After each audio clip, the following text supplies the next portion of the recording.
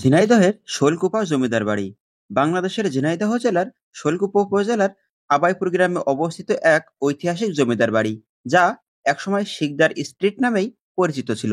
বর্তমানে এটি একটি বাসস্থান। এর অবস্থান বাংলাদেশের দক্ষিণবঙ্গের খুলনা বিভাগের ঝিনাইদহ জেলার শৈলকুপা উপজেলার আবাইপুর ইউনিয়ন এবং গ্রামে। এই ভবন নির্মাণ করা হয়েছে 1200 বঙ্গাব্দর মাঝামাঝি, অর্থাৎ আজ থেকে প্রায় 232 বছর পূর্বে। এর স্বত্বাধিকারী রামসুন্দর শিকদার, অর্থাৎ তখনকার জমিদারের নাম ছিল রামসুন্দর শিকদার। এই 2 তলা বিশিষ্ট ভবন নির্মাণ করতে ইট, সুরকি ও রড ব্যবহৃত হয়। এই জমিদার বাড়ির মোট আয়তন ছিল 400 বিঘা, ভূতল 400 বিঘা এবং তলার আয়তন 400 বিঘা।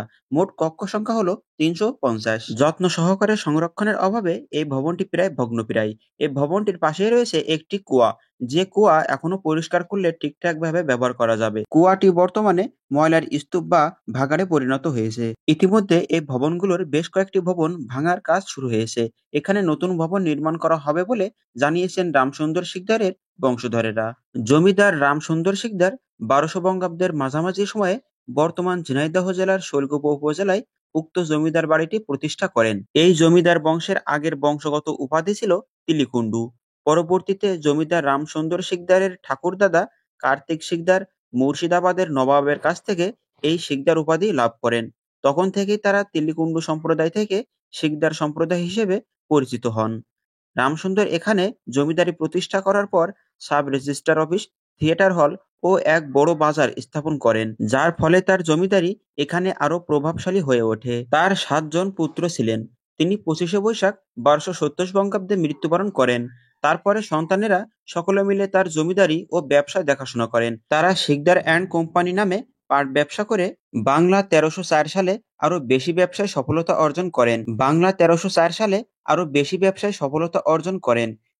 1319 সালে তাদের কোম্পানির পাট বিশ্বের মধ্যে প্রথম শ্রেণীর মর্যাদা লাভ করে, যার ফলস্বরূপ তখনকার ভারতবর্ষের গভর্নর জেনারেল লর্ড কার্জন তাদের কোম্পানিকে প্রিন্স অব জুট বেলার্স উপাধি প্রদান করেন।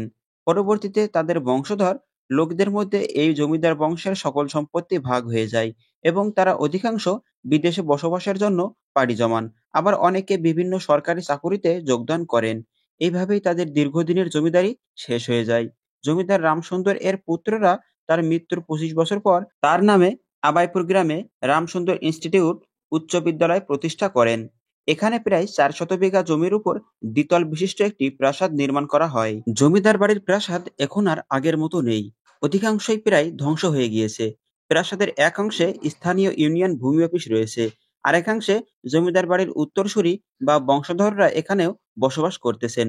তাদের কাছে এখনো জমিদার বাড়ির ব্যবহৃত কিছু আসবাবপত্র গুচ্ছিত রয়েছে, যেগুলো হলো একটি সচল বৃহৎ গ্রামোফোন বা কলের গান, পাথরের তৈরি হুকা, একটি তরবারি, প্রাচীন আমলের শ্রীমদ্ ভগবদ গীতা, বাদ্যযন্ত্র এসরাজ, শাল কাঠের তৈরি পুরাতন 2টি মন্দির ও রূপার তৈরি জরির নকশা করা বেনারসি শাড়ির অংশবিশেষ সহ বেশ কিছু প্রত্নতাত্ত্বিক নিদর্শন। এগুলো এখন মূলত রামসুন্দরের উত্তরসূরি রাজকুমার শিকদারের তত্ত্বাবধানেই রয়েছে।